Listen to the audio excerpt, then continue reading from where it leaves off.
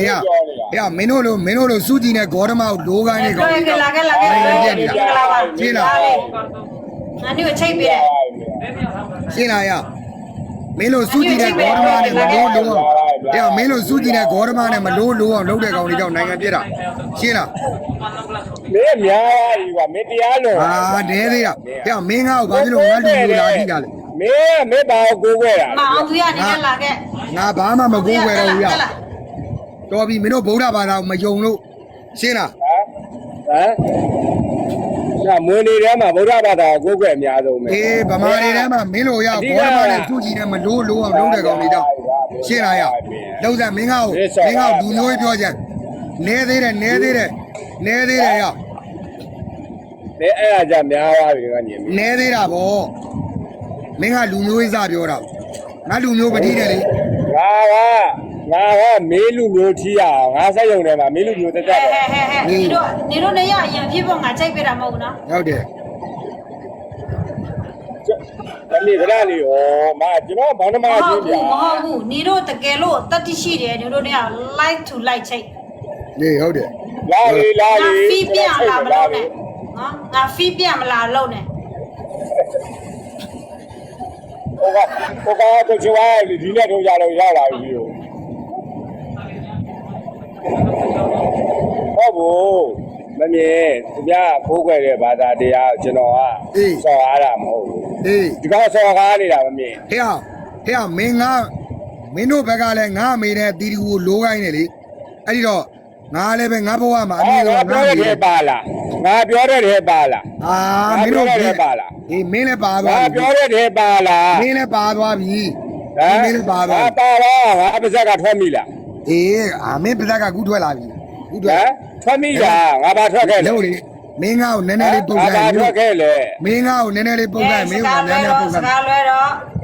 好的，可老刚是嘛喏，好的，那满天的一些标呢，没弄的布拉路的啦，你要干啥了妹妹？买没来呢？你要干啥？嘿呀，让哪看的？嘿呀，没人俺有干家的，没难路过呢。是啦，俺的空调呗。啊，不起步，俺的空调呗。露天嘛。哎，没露天嘛，就露个桌子。没露天嘛，就露个桌子。咋了？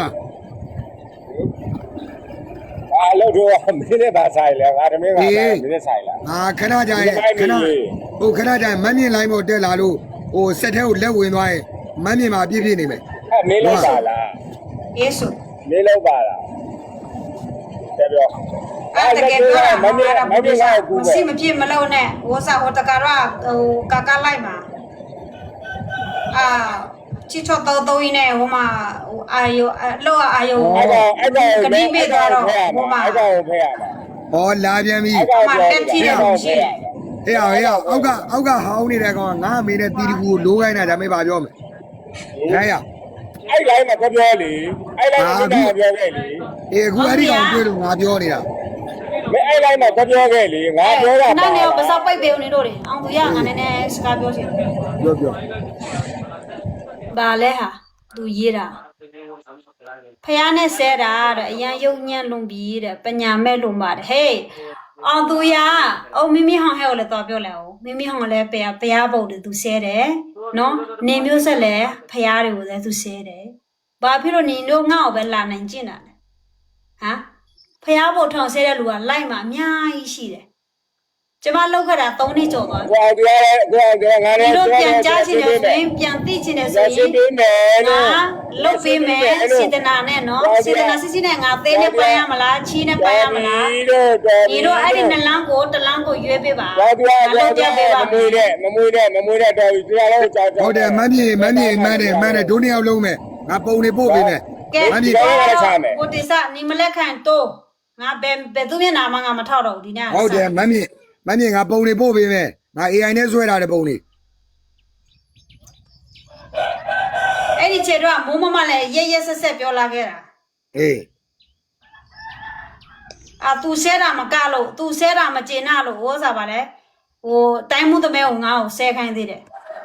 အားမရလို့ပေါ့နော်မိနေဘာမှမသိပဲတဲ့ဝင်မပါနဲ့တဲ့မြန်မာစကားတော့သေချာနားမလဲပဲနဲ့ဟမ်ဟုတ်ကဲ့你我谁耍不都漏，我谁耍不都了漏开，那不要不你了，让你讲喏。我来讲马来西亚，你都别人也别顶顶，别人也别擦擦，你个当白吧。ဟုတ်တယ် 好不啦？我不要嘞，冇不，我冇买面，我ပြောတယ်မပြင်းနဲ့မဆိုင်ဘူးဒီကောင်ကျွန်တော်သူရန်ညိုးထားတာမမြင်ကိုသူဆဲတာဆိုတာမပါဘူး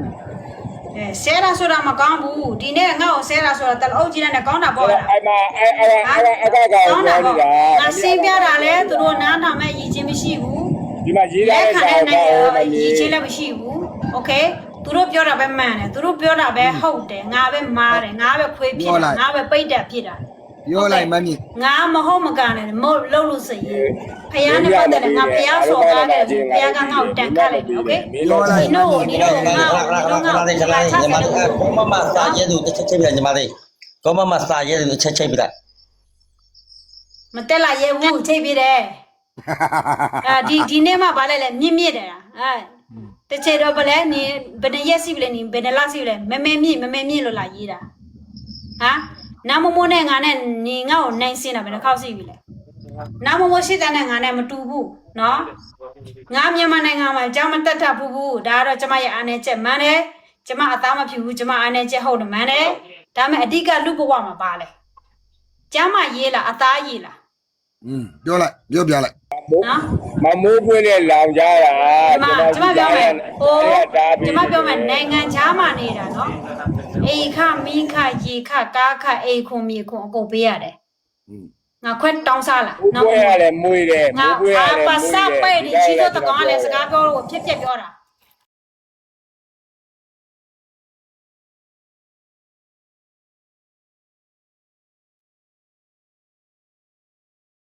ဖြစ်ပြောတာငါစပနာကြီးလာမရတော့ဘူးနော် သူများစကားပြောနေအောင်ဂျားတဲ့လူတူပြောအဲ့လိုကမ်းကြ ရောက်ပြီးမှတရားပြောတယ်သူအောက်ကညီကိုကပြောကြီးပြောတယ်တော့ငါဘာနားထောင်မှမသိညီမလေးပြောတယ်သူကဝင်ပြောတယ်ဘာပြောမှမသိ ငါနိုင်ငံခြားမှာနေတာနိုင်ငံအော်စီလာမကြည့်ဘူးငါနိုင်ငံတသေးလေးပဲဒါမှငါဝင်ငါစာစားနိုင်တယ်နော်ယောက်ျားအားမကိုတဲ့မိန်းမမဟုတ်ဘူးယောက်ျားအားကိုတဲ့မိန်းမမဟုတ်ဘူးနော်အိမ်ရှိတယ်ကားရှိတယ်ဘွဲရှိတယ်နော်ဘဝကိုတန်စင်နဲ့စာစားတယ်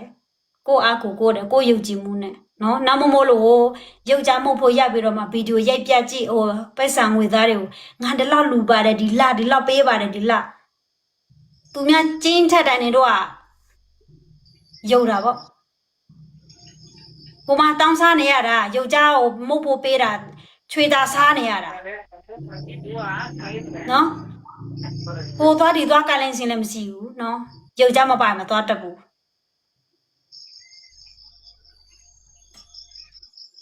ငါနဲ့လာမနိုင်ရှင်နဲ့ကရင်မဟုတ်နေပေမဲ့အရင်ချင်းမတူဘူးအတွေးကောအတိညာမတူဘူးအလားတူနားလည်းသိနေတို့မှလူအသိဉာဏ်ရှိတယ်ဆိုရင်ပေါ့နော်လူတွေးကောရှိတယ်ဆိုရင်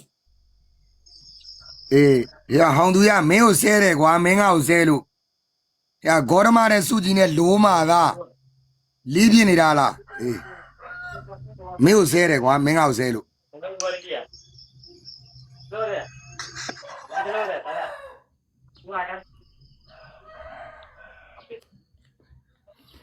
မင်းကလည်းစုကြည်ကိုအမေနဲ့ဆိုတော့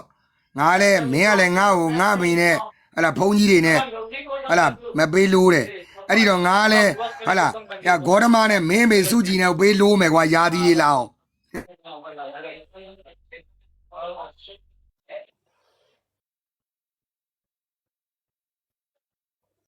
တော့ကြကိုကအခုက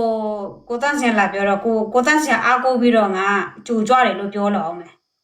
ကိုတန်းစင်မရှိလဲဘာမှမဖြစ်ဘူးနော်ကိုတန်းစင်နဲ့တွေ့တာတလတ်တစ်ခါတော့မတွေ့ဘူးဒီမှာလိုက်မှာဟုတ်ပြီလား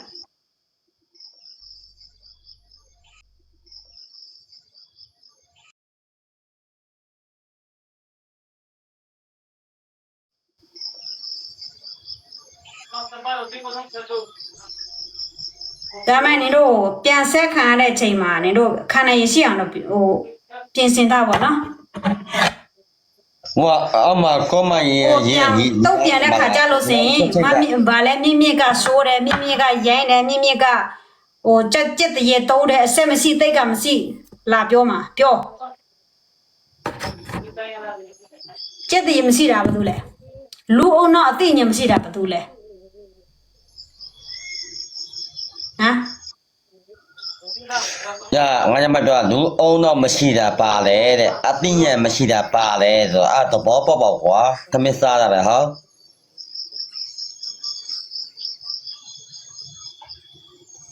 阿丁也没行就多比我路不我嘛你的那个吧，个打地了没搞。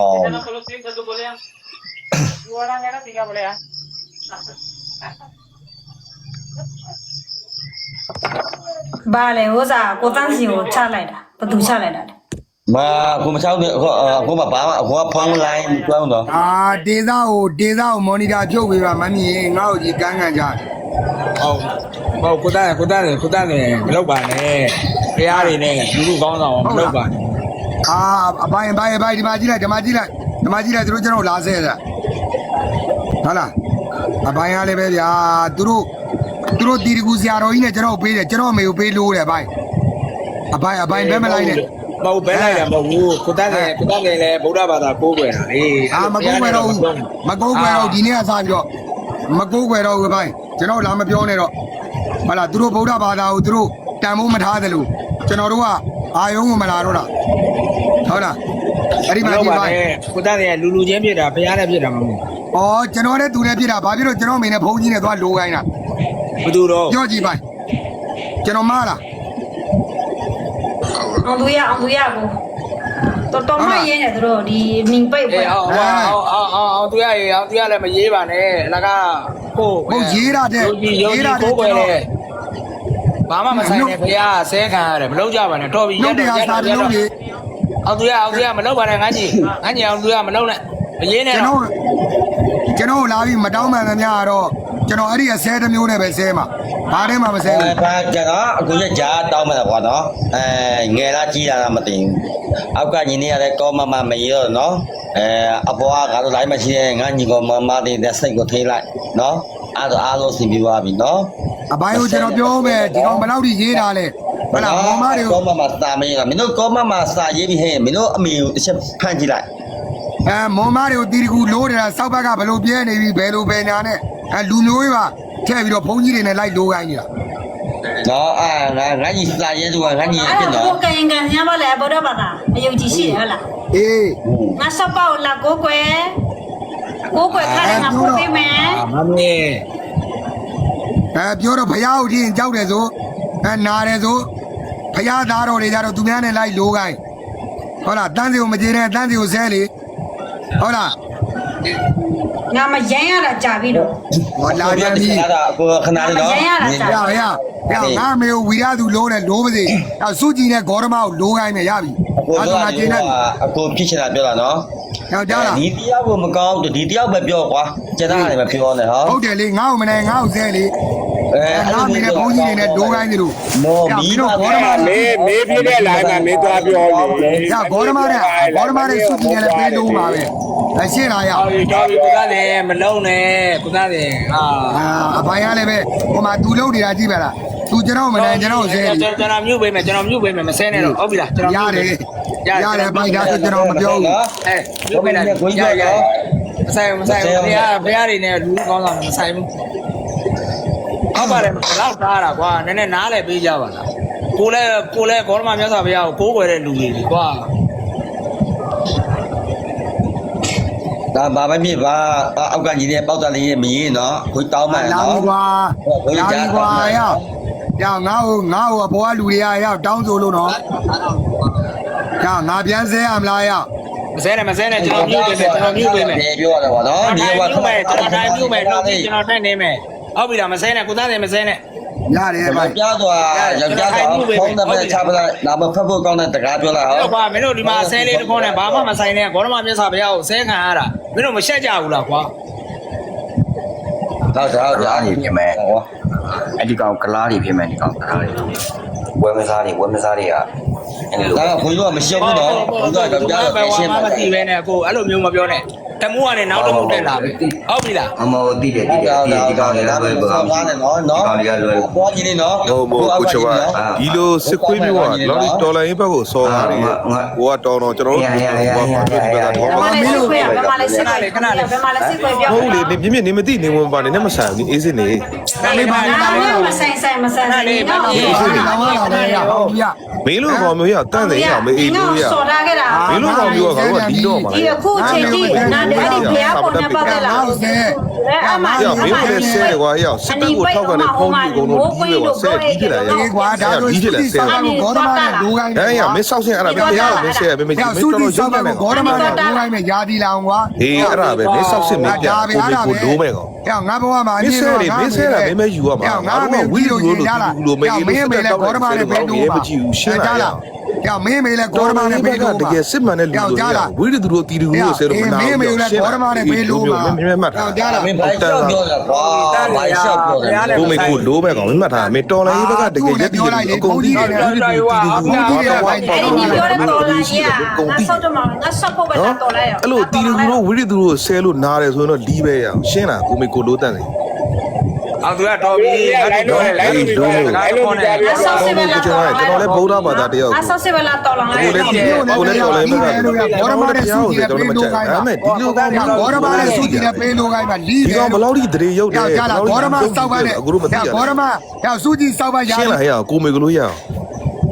အေးလုံးမျိုးမင်းစစ်မင်းဆောက်စစ်အဲ့ဒါ ရဆောက်ကလာမင်းပါလာကြောင်းဆဲရ ကိုမေကိုလောကလာမလို့ဝက်လီပါဝက်ကိုဝက်စီကိုပြီးမှတော့မင်းဆောက်ဖို့ကိုလိုးပြ မင်းစပါလာမင်းဟမ် ပါတယ်မှာဒါအာလီလာ ဒီလဲရှင်းအောင်ပြရ ကိုမေကိုလိုး ငါ အေးရုံညံ့တယ်ကွာ မတေးကဘယ်လိုမျိုးခေါ်တယ်လဲကွာငါအာယုံနောက်တာပဲဟောလူကြီးတွေကကော သူ က်ကောက် များ ပြပြ ကိုဆဲတဲ့ခါကျတော့သူများမနာဘူးလို့ထင်တာငါတို့ပြန်ဆဲတဲ့ခါကျနာတယ်ဟလားအောင်သူရ ပြောပြလာကောက်ကောက်ပြောကြပါနော် ဒီနေ့အောင်သူရကိုချစ်ချစ်လေးချစ်ယူပေးမယ်ဟုတ်ပြီလားအကိုယူပေးမယ်တော်ပြီမပြောနဲ့တော့ဘာမှမစီမဆိုင်တဲ့ဟိုဟာတွေဖျားတွေဆဲခံတယ် မမေနေပါသီးလို့နေကဝင်ပါငါမသိလို့နေပါသီးလို့ ဟဲ့နီနဲ့ငါနဲ့ဆက်လာမပြီးသေးတဲ့ကောင် ဘာမဟုတ်ဘူးဒီလိုလည်းငါဘာမှ နီနဲ့ငါနဲ့ဆက်လာလည်းမပြီးသေးဘူး အခုဒီစစ်ခွေးတန့်နေပြောနေနေမသိနေအခုနေငါမသိနေဘယ်ဘက်ကရက်တည် ငါဘယ်ဘက်မှမရက်ဘူး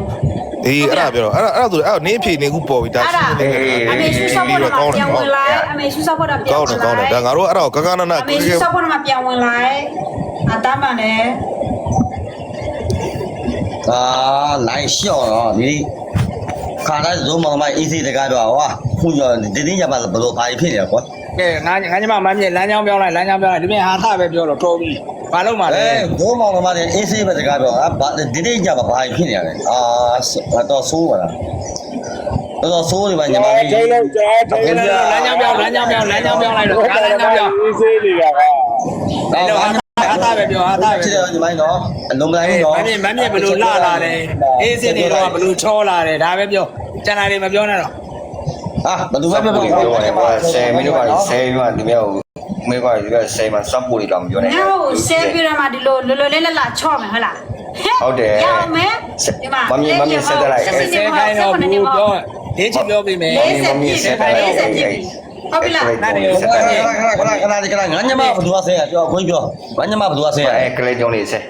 ကလေးကြောင့်နေဆက်တယ်လိုက်မ အာဒီအောက်တန်းကလည်းတစ်မျိုးရောကလားလီးနဲ့ထိုးတယ်ကွာဟုတ်ပြီလား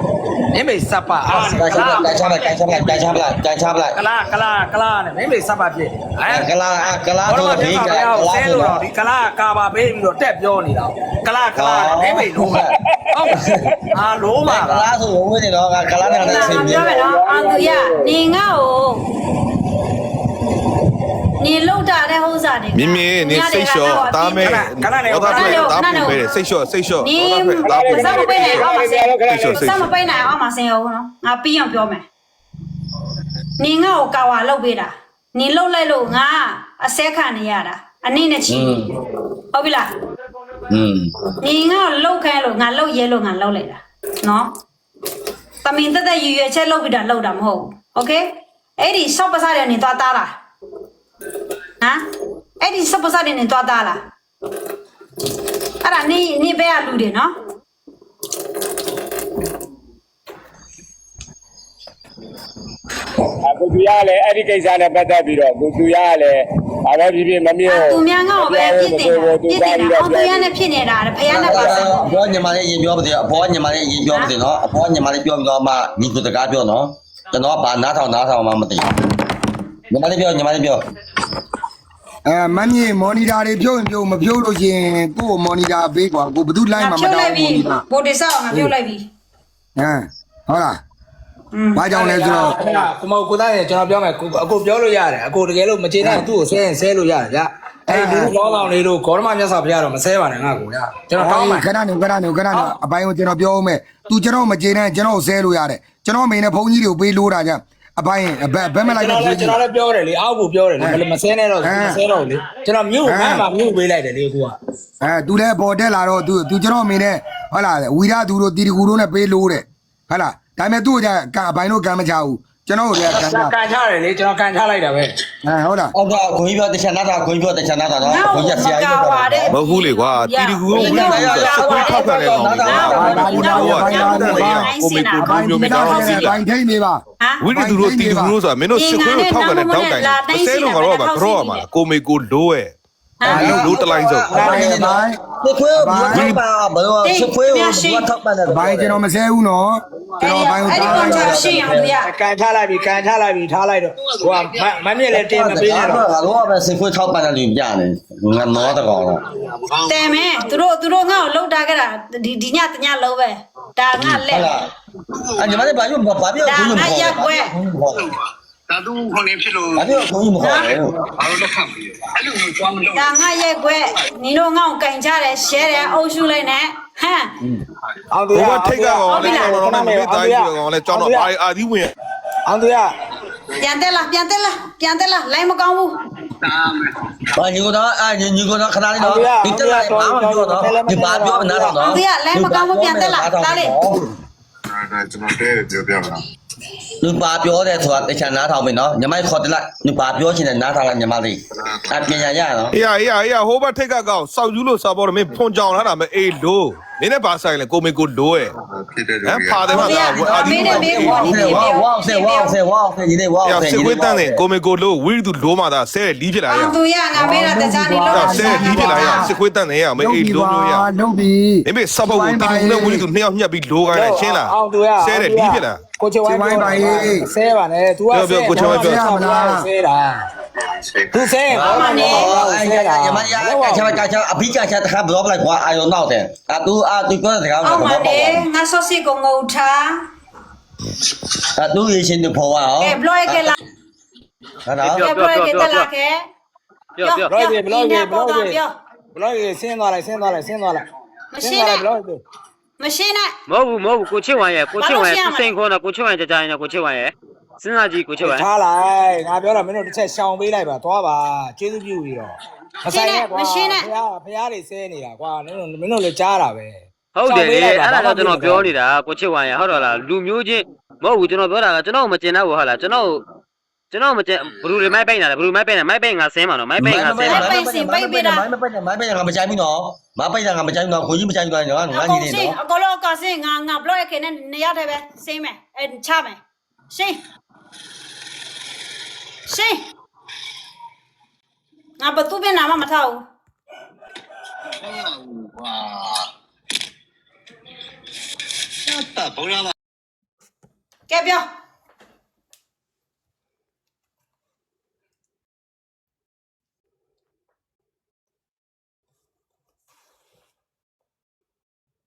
ကဲပြီးပြီလားပြီးပြီလား ဇာဟာ ဟမ်မဟုတ်ပါဇာဟာမဟုတ်ပြီးပြီလားငါပြောလို့ရမှာ ဇာ ပြော ဟာလို့ ငါပြောတာနေမကြောက်လားနားထိုင်းတာလား ဇာဟာ ဟမ်ဘာဇာဟာမှာလဲဘာဇာဟာမှာလဲ ဇာဟာ ငါနီးကိုပြောတာက ငါမလို့ချီတက်ပါလို့နေပါစားတယ် ဟာဦးဖေလိုမကလည်းစောက်ကောင်းပြောလို့ဆိုလို့ချင်းအဲ့လိုမင်းဘုတ်ဗျာမတာပြောလို့ချင်းငါသိသွားမှာ ငါနီးကိုခတ်ကြည့်ပေးမယ် ငါသိသွားမှာဘာ တမ လို့ နစ်ဘယ်လောက်ပေးရမလဲပြော ဘာဖြစ်လဲ တမနစ်ဘယ်လောက်ပေးရမလဲနင်ငါ့ကို ဘာ လို လို့လဲ ခ တမနစ်ဘယ်လောက်ပေးရမလဲဘာလို့လဲ နင်ငါ့ကိုလိုလို့ရအောင်လိုခတမနစ်ဘယ်လောက်ပေးရမလဲလို့ ဖီးဂျုံနင်းကလိုးမလို့နင်းကလိုးမငါလီးတော့မတောင်း အဲ့ဆို ရှင်းလား ဟမ်ဟုတ်လား ရှင်းလား ဟမ် ဟမ် ရှင်းတယ်ပြော အေးနင်းကလိုဖို့တော့ငါလီ ပြောသားကြီးပြော အောက်ကနေမိုင်းမပိတ်နဲ့အောက်ကနေမိုင်းမပိတ်နဲ့ခိုင်းနဲ့မိုင်းမပိတ်ခိုင်းနဲ့မိုလီတာတွေမိုင်းမပိတ်ခိုင်းနဲ့မိုင်းပိတ်ငါဆင်းမှာ ပြောငါမော်နီတာတွေကိုဖြုတ်မှာငါ အေးမမိုင်းပိတ်နေတယ်ငါ့ကိုမိုင်းပိတ်ငါဆင်းငါမကြည့်မိုလီတာတွေပိတ်နေနော်ငါ့ကိုမိုင်းပိတ်ငါဆင်းမှာနော် နင်တို့ငါတို့ဘယ်လိုလုပ်လဲငါ့ကိုဘယ်လိုလုပ်လဲငါစပတ်ကတော့ပိတ်လိုက်ငါနားကိုပိတ်လိုက်ငါမျက်လုံးတွေပိတ်လိုက်တအိုးကြီးဝိုင်းရှဲလိုက်အဲ့ဒါနင်တို့တတ်သိရှိတာပေါ့ မဟုတ်ဘူးငါနင်းပြောတာရှင်းရှင်းလေးဟဲ့ကွာ တော်တတ်သိရှိတာပေါ့မသားမ တော်လာရင်းနိုင်ငံရေလောက် နင်းကငါပြောတာရှင်းရှင်းလေးန ဒီ င်းက မို ပြော က တာ ရေ ရှ စီ င်းရှင်း လူ လေး ခွေရတမ်းတာပေါ့ဟလာငါစားစီတော့မရ ဟုတ်ပါကြောက်လာမိုင်းပိတ်နေမိုင်းပိတ်နေကြောက်လာ တောင်းတအောင်သားလေးအသက်ငယ်သေးတယ်ဘဝဘဟုသုတတွေရှာပွဲပါ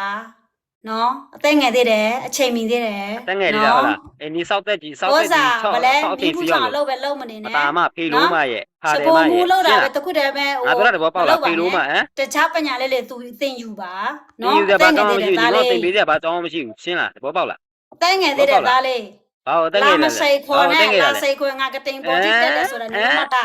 ငါစိန်ခေါ်နေတော့မှတို့ကကြောက်လို့မှမိုင်းနေတော့ပိတ်နေ စိတ် တော့ ခေါ်ကတိန်ပေါ်တိသွားတယ်ငါကအိတ်ရှက်ကြည့်မကော ကြောက် င်း လို့မိုင်းနေ ဘူး တော့ပိတ်နေတယ်ကြောက်လို့မိုင်းပိတ်နေတာမရှောက်ဘူးလားကြောက်လို့မိုင်းပိတ်နေတာမရှောက်ဘူးလားဟမ် အမေ ဘိုင်ဝမ်ပြောနေတာလေဘာကြောက်ပြီးဘလို့မိုင်းနေပိတ်နေတာဘိုင်ဝမ်ပြောနေတာဘာတွေကြောက်ပြီးဘလို့မိုင်းပိတ်နေတာလဲ ဟလားဟလားသားလေး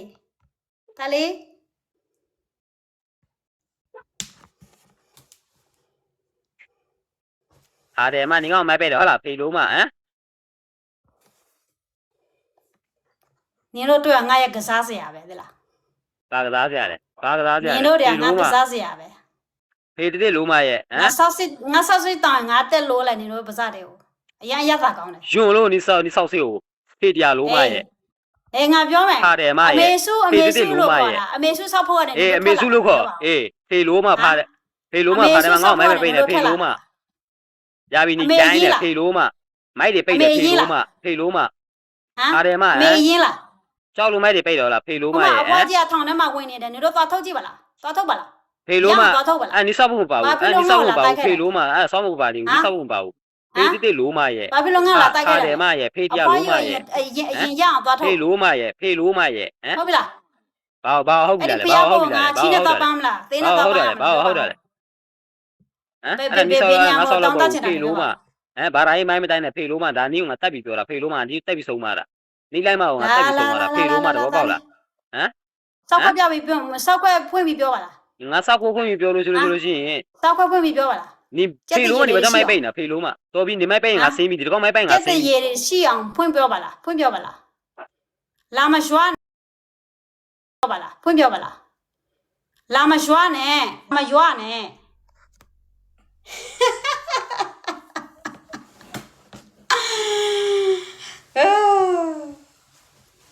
ငါမအားတဲ့ချိန်မှာနေတော့ငါ့ကိုရှော့တယ်ဟုတ်လား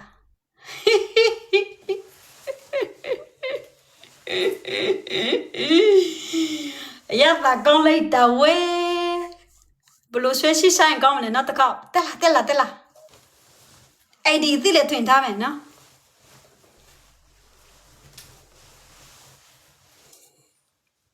ကြားလားဒါလေးကအသက်မပြည့်သေးဘူးချီချော့တော့တာငယ်သေးတယ်